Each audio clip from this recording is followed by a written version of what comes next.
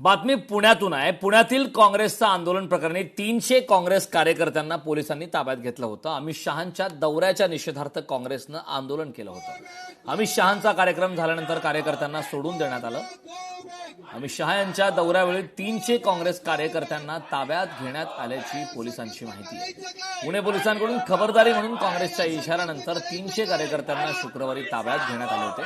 पुणे पोलिसांनी परवानगी दिल्यानंतरही पोलिसांनी खबरदारी म्हणून 300 कार्यकर्ते अगोदरच ताब्यात घेतले होते। अमित शहा यांचा दौरा आणि कार्यक्रम झाल्यानंतर कार्यकर्त्यांना सोडून देण्यात आल्याची माहिती सह पोलीस आयुक्त संजय दराडे यांनी दिली।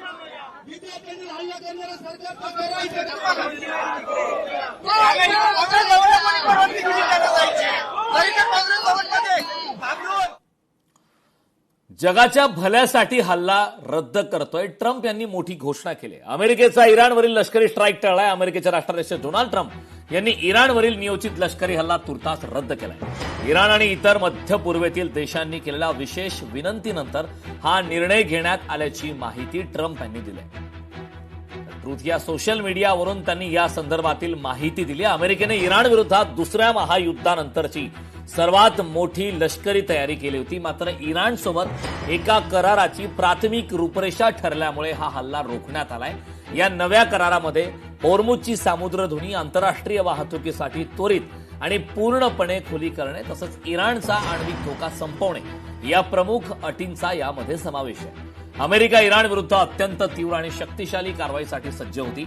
इराण आणि मध्य राष्ट्रीय देशाच्या विनंतीवरून जागतिक शांततेसाठी आणि इराणच्या अस्तित्वासाठी हल्ला रद्द करण्यात आलाय।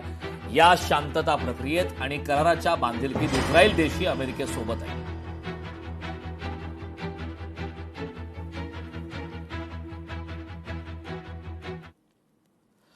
पेरूच्या नाझका इथे पर्यटक विमान कोसळले। विमानातील सर्व 13 जणांचा मृत्यू झालाय। 11 पर्यटक आणि 2 वैमानिकांचा समावेश आहे। पेरूच्या नाझका इथे पर्यटकांना घेऊन जाणारे विमान कोसळले।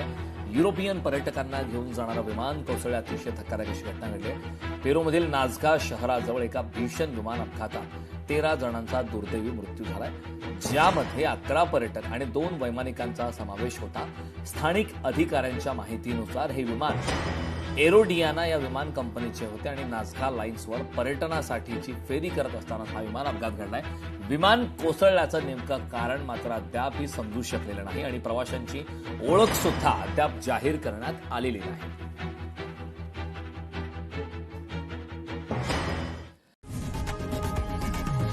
लोकशाही मराठी ऐका, पहा, जागरूक रहा।